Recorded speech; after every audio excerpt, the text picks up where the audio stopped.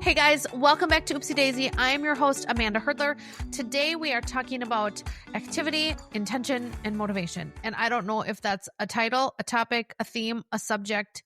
I don't know what it is. All I know is that I got wheeled in the face with a spiritual 2x4 a couple days ago, and I scrapped the message I was going to share with you guys this week, and we are going for this one instead. It's like a rough draft. It's raw. It's still in process. So let me tell you what happened.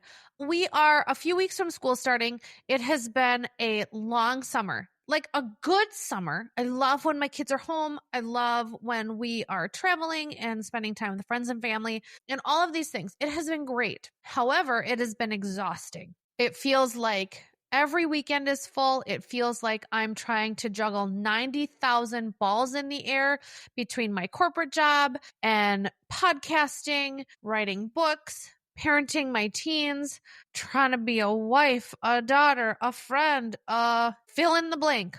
I've just been slowly sliding into overwhelm. And I didn't really realize it until 2 nights ago when I had an adult temper tantrum, also known as a mentee bee, a little emotional mental breakdown, if you will. I don't know what it was.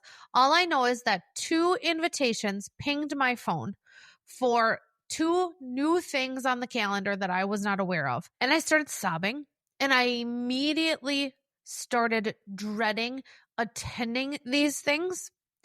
And I sort of took inventory of the last month and how hard it's been for me to gear up for a lot of these big activities.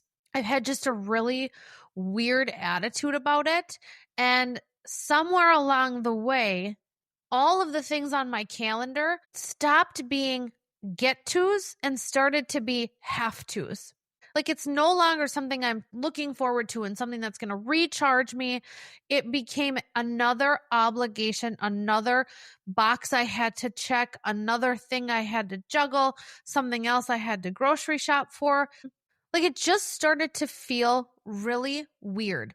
And I would show up to places not wanting to be there. Granted, if you've seen me in the last month, it's been really fun because whenever I end up somewhere, I inevitably have a great time and it always turns out well. But just gearing myself up to attend another event or to get together with another person, it's been like work. It's felt like a chore. And I'm at the point where I don't want any more chores. Like my brain is tired and my body is tired and my mind is just craving quiet. And so I have had I'm just going to say it, and no offense to anybody I've seen because I've loved seeing ya, but I have had a piss poor attitude before I've spent time doing anything. So in the middle of all this going on, it's kind of like creeping in on me. I don't realize it's happening. And I sit down to read the Bible 2 days ago. And I also didn't want to do that. Was kind of complaining in my heart about that because it felt like yet another task that I had to tackle on my to-do list. And I do not have the emotional energy, the mental space, or the excitement in my heart anymore for a lot of things that I usually love. I don't know. That sounds like something clinical. Maybe I should get that checked out. So I sit down to read the Bible the other morning, begrudgingly. Yeah, I didn't show up with a great attitude, but at least I showed up, right? So I opened 2 Samuel, and we're talking about David slaying Philistines again and just wars and a lot of Jebusites, Hittites, Ninevites, Amorites, Gibeonites, just like everything is just sort of banging up against my blank brain. And so I'm sort of half-heartedly reading the Bible, and I'm sort of side-eyeing it, hoping that God doesn't ask me to do something. I'm in no mood at that point for any more acts of obedience. I can't. So I hit 2 Samuel 21. In David's reign, there was a famine that lasted for 3 years, and David asked God about it. And the Lord says the famine has come because Saul and his family are guilty of murdering the Gibeonites. Verse 2 says, so the king summoned the Gibeonites. They were not part of Israel, but were all that was left of the nation of the Amorites. The people of Israel had sworn not to kill them, but Saul, in his zeal for Israel and Judah, had tried to wipe them out. And I stop at that verse, and I'm not entirely sure why. Saul, in his zeal for Israel and Judah, had tried to wipe them out. Because it's not like some big flashing sign that says, hey, Amanda, this one's for you. Like, what does Saul wiping out the Gibeonites literally have anything to do with me? So I find out that during the time of Joshua, God asks Joshua and the Israelites to sort of like clear out the land. All these people that are in here, they can't be in here anymore. This is your land. So you're going to have to do some warring. You're going to have to do some killing. You're going to have to do some pillaging, whatever that looks like. You're going to have to get these current inhabitants out of the land that I gave you. So they're defeating tribes left and right. And the Gibeonites hear about this and they are terrified. They don't want to leave the land. They don't want to get their butts kicked by the Israelites. So they come up with this plan to take moldy bread and like cracked old wineskins. They make their clothes look really dirty and they put split sandals on their feet and they trudge up to Joshua and all the Israelites and they're like, oh my gosh, we have come from so far away. We want to make a treaty with you. We want peace between our people. And they're like, hey, where are you guys from? Are you from around here? Because if you're from around here, we have strict orders not to let you stay here. And so we have to displace you in a rather violent manner. And they're like, no, look, we have traveled so far that our bread is molded. It's been such a long walk that our sandals are split. And the Israelites look at this and go, yep, that tracks with what I'm seeing. These guys are from way far away. Well, 3 days later, they find out the Gibeonites are like basically right down the block. It's too late at this point. They've made a peace treaty with them. They've promised not to take them out of the land. They've promised not to kill them. And so they're like, well, that's it. We made a promise. We made a covenant with this people. God wants us to honor this covenant. And so the Gibeonites have been like wood and water boys since then to the Israelites. Well, Saul, during his reign, took it upon himself to just massacre some Gibeonites. Like he was so on fire for the people, so willing to prove his own kingship, willing to flex his muscles and show his strength. And so he went after these Gibeonites that the Israelites had a treaty with for hundreds of years. That did not sit well with God. And so years later, during David's reign, there's a famine now, a 3-year famine based on what Saul did many, many, many years ago with the Gibeonites. And I come upon a commentary that like freezes me in my tracks. And here comes the spiritual 2x4. So Saul, with his zeal for Judah and Israel, kills the Gibeonites. This commentary, it's the Enduring Word commentary, says, this is a good example of good intentions, not excusing bad actions. We often excuse our actions in ourselves and others because of what we think are good intentions. But God examines both our intentions and our actions. And I had like a gasp moment because all I can picture is me going to all these little activities, taking care of all these little things, going to church and worshiping and reading my Bible and going on trips and running errands and taking my kids where they need to go. Like I'm picturing all the things that I have had the crappiest attitude about this summer and realizing that my good little behaviors are transparent to God, that the whole time that I've been doing them, he's seeing this stinky attitude that I've had behind it. And I'm like, what a worm am I?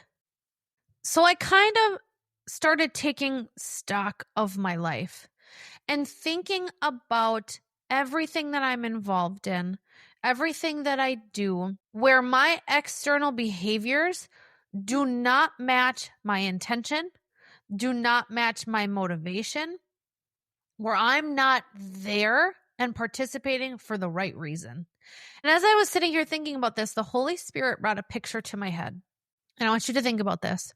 What if in every conversation, in every situation, in every party, every activity, every event, what if you showed up with a card around your neck that said, I'm only here because.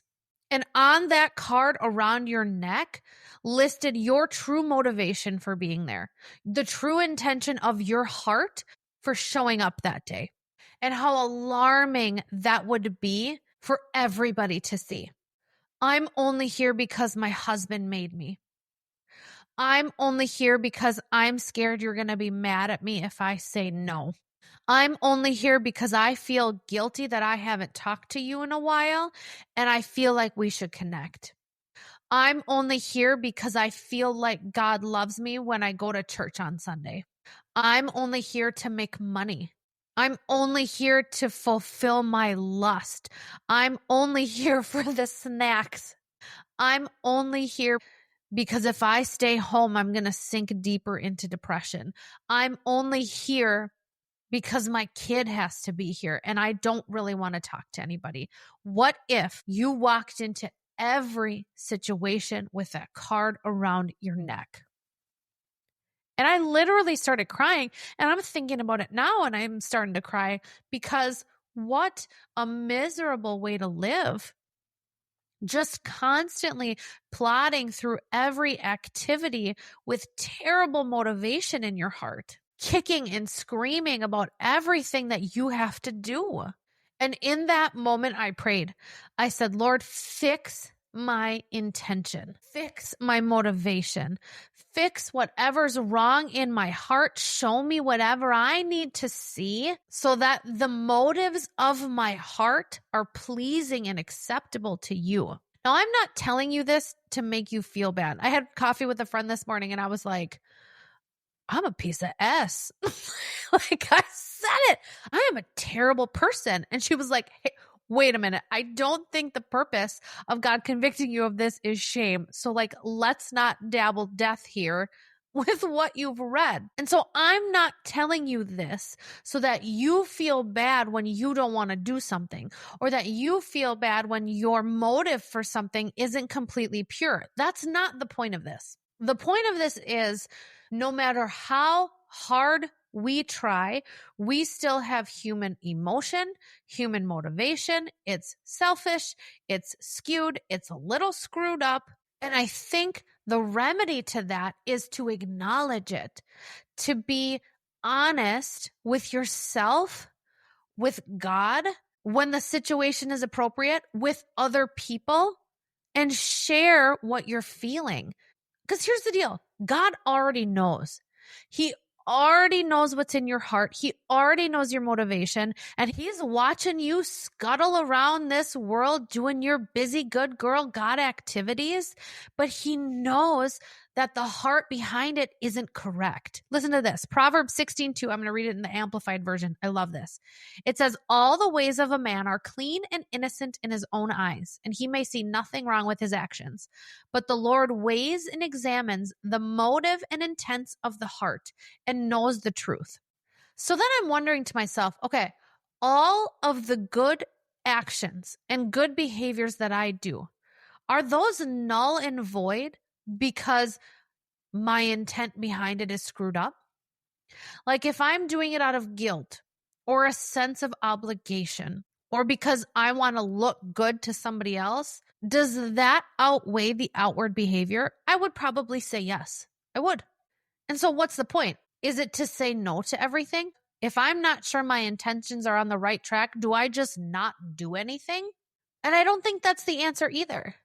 What I think it is an invitation to pause, an invitation to take inventory of your life, your activities, the things you're involved in, the things you're invited to, and sit down with God and go through them like a little file folder and have him show you where you're screwed up. It's an invitation to connect with God and ask, am I doing or carrying things that I'm not supposed to? Is that why my motivation is messed up? Is that why this feels hard? Is that why this feels fake? Is it because my people-pleasing tendencies and my desire to avoid the guilt of saying no has got me trapped in a situation that I feel like I can't get out of? Or is this a good thing for my life that I am supposed to be taking part in, but I just need your help, Lord, to change my perspective? I just need you to show me, God, why I'm here. or help me see this situation through your eyes so that I can understand how to approach it better. And as soon as I kind of landed on that, it was like, yeah, that's it. I'm not asking you to haul off and quit everything, Amanda. I'm asking you to ask me about it. I'm asking for your honesty, your vulnerability, your trust in me as a big God who is patient and kind and understanding, trusting our relationship enough to say, Lord, I don't want to do this. I'm only doing this because I feel like I'm checking a box. I'm only doing this because I'm scared something bad is going to happen if I don't. I'm only building this because I don't trust what you're building for me behind the scenes that I can't see yet. He doesn't want you to quit everything. He wants to have a conversation with you and help uncover the places in your heart where your intentions towards your activities are screwed up. Let me give you an example. Literally 24 hours after this realization hits me, I get an invitation to sing on our worship team on Sunday. But my first reaction to it was, here's another thing that I have to fit into my schedule. Here's another thing that I have to put in my mental load, another plate I have to juggle. And I flat out didn't want to do it. And so in response to that, logically, I hit accept. Yes, I will accept this invitation to sing on the worship team. Right there, God grabbed my brain and said, hold on, why did you say yes? If you really feel that way, if you feel like your schedule is so tight and that you are so burnt out and you're so overwhelmed, why in the world would you commit to that? And as I thought about it, I realized it's because I felt bad that we haven't been in church as much this summer as we usually are. So I thought that if I sang on the worship team, it meant that I was like still connected, that I still held my ranking in Christianity at number 10,437, that I didn't lose points with the Lord, that I didn't backslide far enough to lose that privilege or lose that opportunity. So basically, I wanted to show up and prove that I was a good little God girl. And God was like, thanks. I appreciate that honesty. So I asked him, am I supposed to do this? And he said, yep. And I said, okay, so if my motivation is screwed up, why was I supposed to say yes? And he showed me that with how dry I have felt spiritually and with how undisciplined I've been in my spiritual life and how disconnected I've been from my faith community, this is exactly where I need to be. That in the process of worshiping with other believers, I get reconnected, that he is able to pour into me with music, with song in ways that I might not experience if I say no.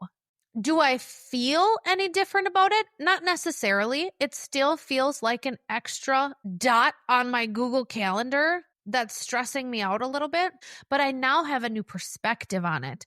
And I don't have to let my false, fickle feelings make that decision for me. I can show up now, clean and clear and honest before the Lord that says, I don't necessarily have the emotion to back this up, but I am here. And the fact that he's aware of that and I have acknowledged that with him, I'm able to take this mask off. And when I take that mask off and just show up truly where I'm at, allowing him to fix my perspective and my motivation about it, it doesn't feel so exhausting. I think we tire ourselves out, and I think we build so much resentment towards people and things when we fake it. The more that we can be honest with ourselves, with God, with other people about where we're at, about how we feel about it, then those sideways emotions, those screwed up intentions no longer have power to drive our decisions. We're human. Our human nature doesn't want to work that hard. It doesn't want to exhaust ourselves. It doesn't want to pour everything out. We want to be safe. We want to be secure. And we want things to go our way. And mostly our way is in accordance with how my punky little butt is feeling right now. And when our Christianity lines up with that, then we feel comfortable. Then we feel good. Then we feel peaceful. But it's so, so, so wrong. God is going to call us into things that are uncomfortable for us, that we don't feel like doing, but that are very, very good for us. So I can't let my emotions and my incorrect motivations make my decisions. I have to take them to the Lord and say, A, should I say yes? And B, if I say yes, how should I feel about this? Show me through your eyes what this situation looks like. Give me the vision. Give me the feeling that I need to have to show up well, or show up how you want me to show up in this situation. It's another level of dependence on the Lord that I don't think I've been willing to do before. Since I gave my life to Jesus, I have said yes to probably 1,000 things that I have not taken to him first.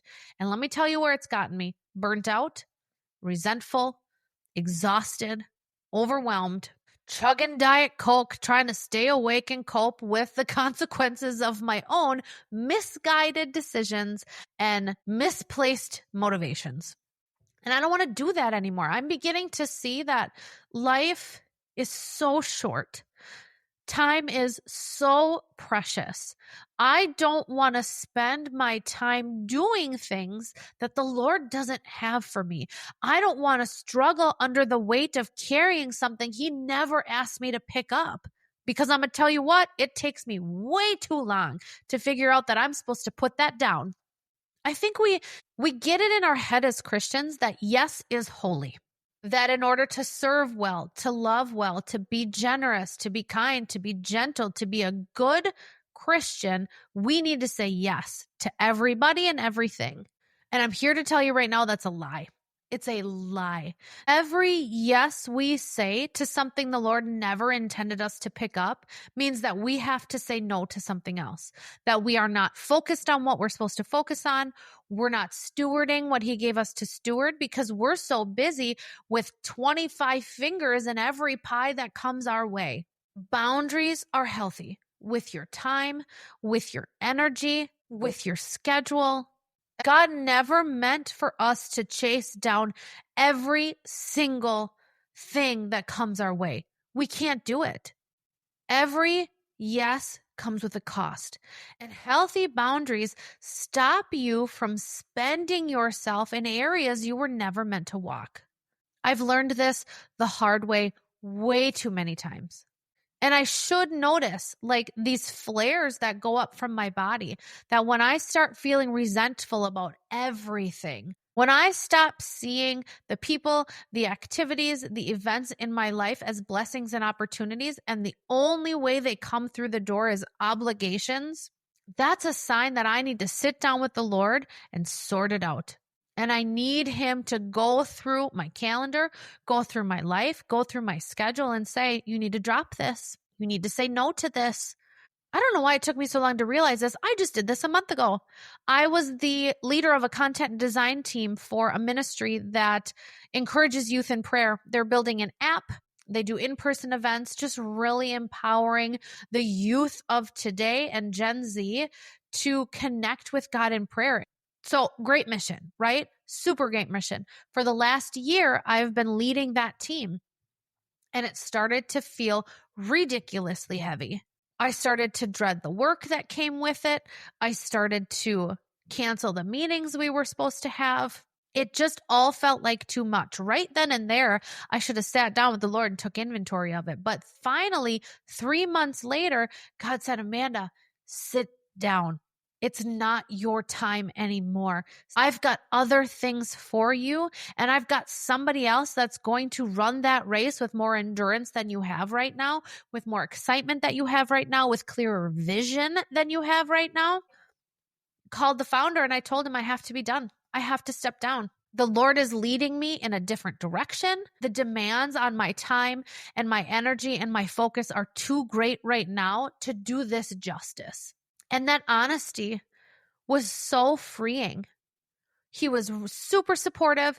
And just a couple weeks ago, I got a message that the leader that stepped into my place, he said it's very obvious that God has moved her into this position for this time. We're going in new directions. We're tackling new territory, and she is exactly the right person for this job. If you have felt strung out and overwhelmed, like you are staggering and stumbling under the weight of what you have to carry, I encourage you this week to sit down with Jesus, to tell him exactly how you're feeling about every single one of the obligations that you have in your life, and to let him show you either a better way to think about it or a way to get out of it. Because I guarantee that you have picked up some things that you were never meant to carry. And sometimes obedience looks like saying no. Sometimes what the Lord has for you is to set something down, is to walk away. Obedience isn't always about acceptance. Obedience is about laying it at the feet of God and saying, what do you want me to do with it? And we don't do that enough. So that's what I'm working on lately. Who knows how it's going to go? I'm a chronic people pleaser, and I deal with a lot of guilt around the word no, but I'm working on it. And God's working on me. And I know he's doing big things in your life, in your heart. And so I hope that you take this and add this to your toolkit. And I hope that it blesses you. I love you guys. We'll talk next week.